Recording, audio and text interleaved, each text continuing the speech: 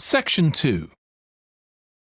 You will hear a fitness instructor talking on the radio about different ways of keeping fit. First, you have some time to look at questions 11 to 16.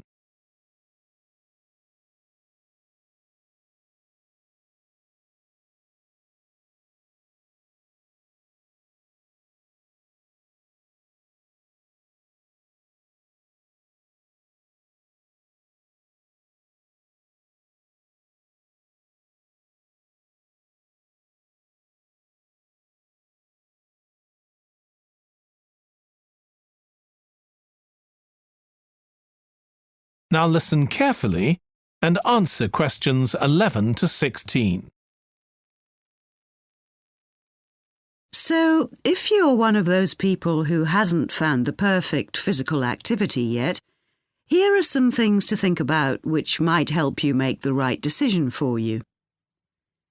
The first question to ask yourself is whether you would enjoy training in a gym. Many people are put off by the idea of having to fit a visit to the gym into their busy day.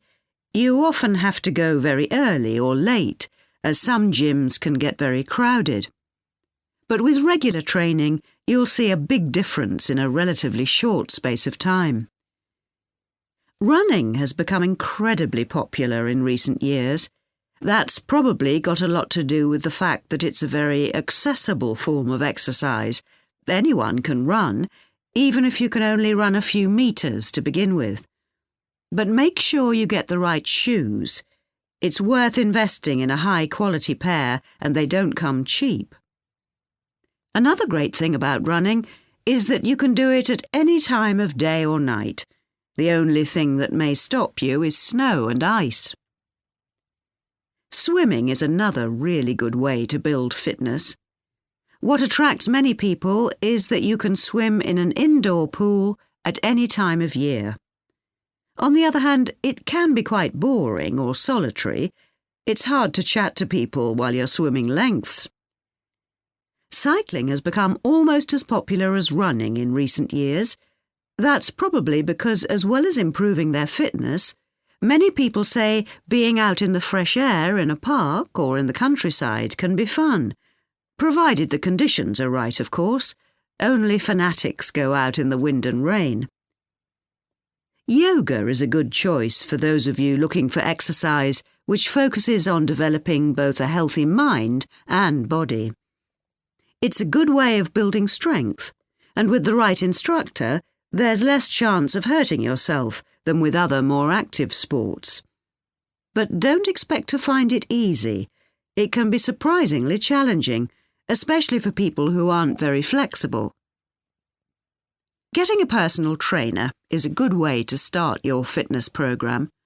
Obviously, there can be significant costs involved, but if you've got someone there to encourage you and help you achieve your goals, you're less likely to give up. Make sure you get someone with a recognised qualification, though, or you could do yourself permanent damage. Before you hear the rest of the radio program, you have some time to look at questions 17 to 20.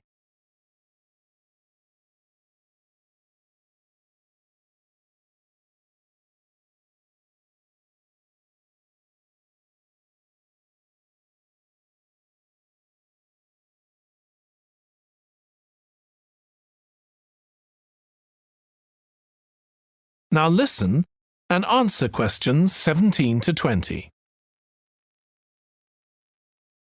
Whatever you do, don't join a gym unless you're sure you'll make good use of it. So many people waste lots of money by signing up for membership and then hardly ever go. What happens to their good intentions? I don't think people suddenly stop caring about improving their fitness or decide they have more important things to do. I think people lose interest when they don't think they're making enough progress. That's when they give up hope and stop believing they'll ever achieve their goals. Also, what people sometimes don't realise when they start is that it takes a lot of determination and hard work to keep training week after week, and lots of people don't have that kind of commitment. One thing you can do to help yourself is to set manageable goals. Be realistic and don't push yourself too far. Some people advise writing goals down, but I think it's better to have a flexible approach. Give yourself a really nice treat every time you reach one of your goals. And don't get too upset if you experience setbacks. It's a journey. There are bound to be difficulties along the way. That is the end of section 2. You now have half a minute to check your answers.